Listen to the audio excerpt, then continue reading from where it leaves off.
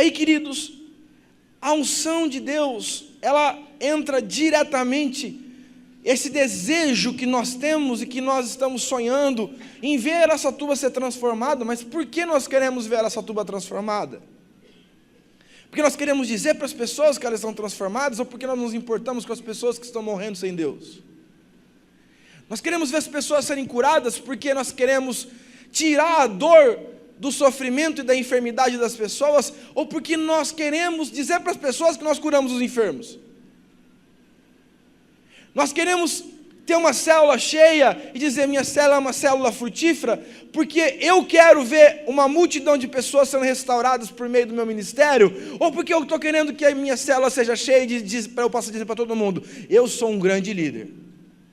Você está dando para compreender, queridos, que a intenção essencial, o gênesis da nossa intenção é fundamental para determinar se nós viveremos o que queremos ou não. Porque eu posso dizer que eu quero muita coisa, mas se lá no fundo, onde só Deus consegue esquadrinhar, Ele vê uma má intenção no nosso coração, ou uma intenção equivocada, Ele fecha as portas do avivamento. Está dando para compreender, queridos? E aí, as pessoas começam a dizer: não, porque eu quero, e o efeito pavão se manifesta. E as pessoas dizem: eu quero, eu sou, eu serei tal coisa, eu sou tal coisa, eu quero tal coisa. E Deus disse: você não está entendendo. Porque, queridos, o princípio do engano, que o mundo sempre diz por aí, os livros de autoajuda ensinam, é: você pode. O que Jesus nos ensina é: nós podemos. Por aí você vai ver os livros, vai dizer: você pode, você consegue, você é o cara. E Jesus diz: nós somos. A Bíblia diz: se uma parte do corpo perece, todo o corpo perece. Se uma parte do corpo prospera, todo o corpo prospera. E a Bíblia, queridos, lá em Mateus capítulo 16, verso 18, diz: e sobre esta pedra edificarei a minha igreja, e as portas do inferno não prevalecerão contra ela. Bata no ombro do seu irmão e diga assim para ele: não prevalecerá contra nós. A missão da igreja não é reunir gente, é levar gente para o céu. A Bíblia diz que Jesus tinha uma missão: dar oportunidade para que as pessoas entrassem na Canaã celestial. Josué tinha uma missão: levar o povo para Canaã física. E a igreja tem uma missão: levar a igreja, a noiva, a se encontrar com o noivo. Mas, queridos, preste atenção, uma coisa eu vi em Manaus e é verdade. A apóstola Ney disse: não tem como discipular quem é indiscipulável. Não tem como discipular quem não é discipulável. Não tem como mentorear quem não quer ser mentoreado. Não existe como você cuidar de quem não quer ser cuidado. Não tem como tratar gente que não quer tratamento. Quem não quer crescer, não cresce. Estão compreendendo, queridos? E a Bíblia, ela é bem clara sobre isso, porque Satanás, ele tenta nos impedir de congregar. E aí, Satanás diz para a gente que nós temos que ser independentes. Tem pessoas que têm medo quando alguém vai falar assim: eu quero um chiclete. Não, muito obrigado. Mas, amor, você não queria um chiclete? Não, mas se eu pegar um chiclete, depois quando eu tiver, ele vai pedir, eu tenho que dar. Vocês estão dando risada porque vocês sabem que existem pessoas assim. Tomara que não seja você. A gente fala assim: eu estou precisando de uma chave específica, eu estou precisando de um carro, eu estou precisando de alguma coisa. O irmão fala assim: não, pode pegar o meu celular, liga do meu celular. A pessoa olha para o celular e diz: eu quero, não quero não. Obrigado. Por que não? Porque depois ele vai pedir para mim e eu vou ter que dar, e aí... As pessoas, elas são desconfiadas, elas querem isolamento. Dom Pedro I chega e diz: independência ou morte? Jesus diz: independência é morte. E a pergunta que surge diante desse cenário que destoa do projeto de Deus para a igreja é como Jesus pensou a igreja. Você já parou para pensar? É uma pergunta que me atormentou durante algumas semanas. Jesus entraria e ficaria aqui se ele tivesse materializado aqui hoje? Aqui no El Shaddai. Ele gostaria do culto aqui hoje? Essa pergunta começou a fazer desencaracolar aqui os cabelos. Eu falei, Jesus, eu acho que sim. O senhor gostaria, Jesus? Qual lugar Jesus sentaria? Eu fiquei pensando. Se Jesus tivesse aqui entre nós hoje, como ele adoraria na hora do louvor?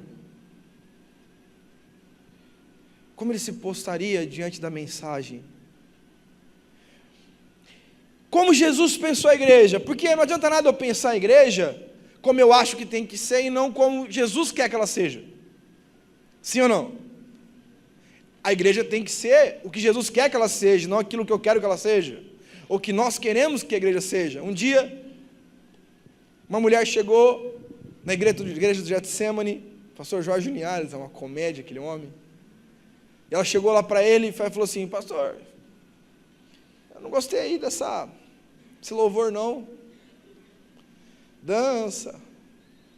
E ele assim, com aquela cara dele, olhou para a mulher e falou assim, filha, quando o louvor e a dança for para você, aí você pode dizer se você gostou ou não, mas como é para Jesus e ele gosta, vai continuar sendo assim. Lá mesmo, né? Nós queremos que a igreja seja como nós queremos, não como Jesus quer que seja. Nós moldamos a igreja. Se a igreja fala sobre milagre, eu estou nessa. Se a igreja fala, confronta a minha vida, eu acho que hoje eu estou um pouco cansado, melhor ir para minha casa. Mas como Jesus pensou a igreja? Olha o que a Bíblia diz em 1 Coríntios capítulo 14, verso 12, diz assim, assim também vós, visto que desejais dons espirituais, quem deseja dom, levanta a mão aqui, amém? Procurai progredir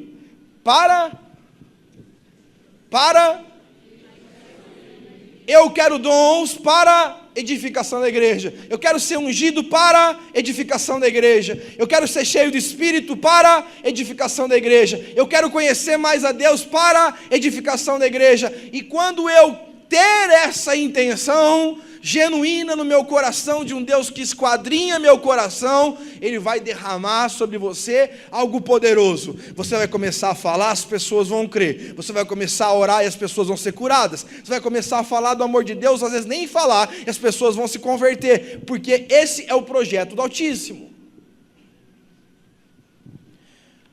A Bíblia diz em Efésios capítulo 11, 12, Ele mesmo concedeu ministérios, uns para apóstolos, outros para profetas, outros para evangelistas, e outros para pastores e mestres, com vista ao aperfeiçoamento dos santos, para o desempenho do seu serviço e para a edificação do corpo de Cristo.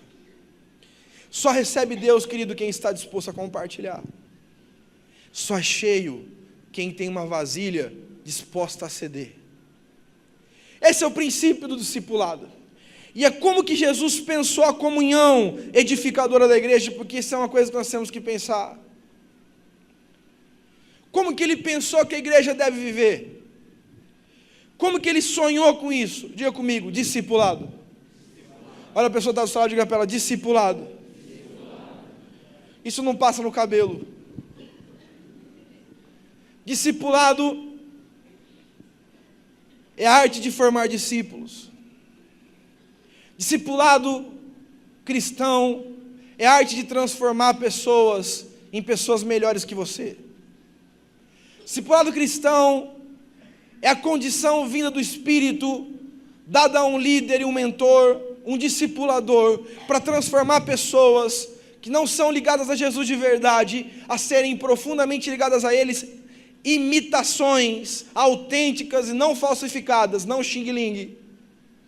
de Jesus Cristo. Amém, irmãos? Chega de crente xing-ling. Amém? Chega. E o discipulado faz isso. O discipulado muda as pessoas. E quando nós pensamos em discipulado, eu não consigo fugir de um texto que pauta no meu ministério, que fala sobre a compaixão de Jesus para as multidões. Jesus, ele olha para as multidões, queridos, e ele se compadece delas, ele sofre por elas, ele se move emocionalmente em favor delas, porque elas, não é porque elas não tinham Deus, não é porque elas não tinham igreja, não é porque eles não tinham templo, não é porque elas não tinham alguém que falasse alguma coisa, não é porque não tinha sacerdotes oficiais, é porque elas não tinham pastores. Mateus capítulo 9, verso 36 diz: vendo ele as multidões, se compadeceu delas, porque estavam aflitas e exaustas, como ovelhas que não têm. Veja que uma característica de quem não tem pastor, quem não tem uma pastora, quem não tem um mentor e uma mentora, eles vivem em exaustão. E por isso que você encontra pessoas na igreja e diz: quem é o seu líder? Quem é o seu pastor? Quem é o seu mentor, a sua mentora? Não sei, estou tão cansado. Estou tão exausto. Estou tão exausto com as coisas que eu estou fazendo. Aliás, eu estou aflita com uma situação. Eu estou aflito com um problema. Eu estou tão aflito com aquelas circunstâncias. Querido, quem não tem pastor vive em aflição e exaustão. Jesus, ele nunca sonhou uma igreja onde as pessoas fossem soltas.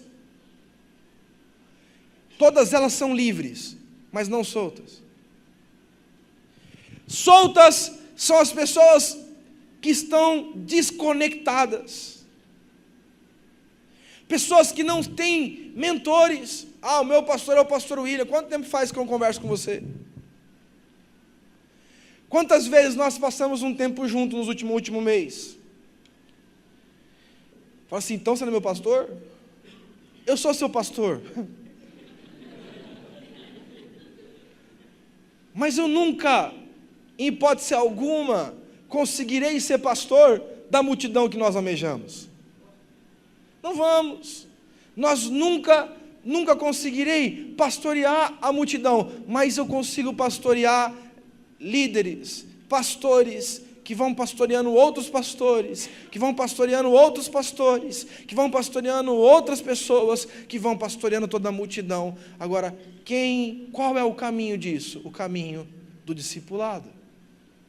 Ou Jesus falou assim: eu quero que vocês, multidões, que estão aí aflitas, eu quero que vocês sejam minhas ovelhas. A partir de agora, vocês ligam para mim, eu vou na casa de vocês fazer atendimento delivery.